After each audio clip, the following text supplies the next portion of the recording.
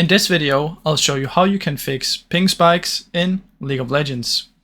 Now first, what you want to try is you want to go to your task manager. From in here, press on network and see if there's anything taking up a lot of network. As you can see, my Steam right now is taking a lot of network, and the reason for that is because I'm currently downloading a game. So close that down, and that can help fix your ping issue. Now the other one is to update your Windows. So come down here and search for update and check if you have a Windows update.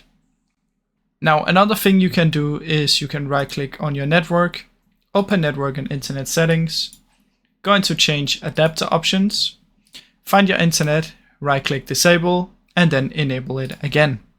Now what this does is it will take you off the internet and then on it again, and this can sometimes fix the issue. Now, if this doesn't work, what you can try is find your router in real life and reset it and see if it helps.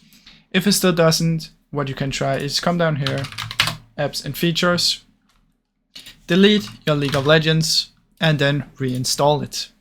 Now, any of these should hopefully fix your issue. If they did, please leave a like and subscribe, as it helps me out a ton. Thank you so much for watching.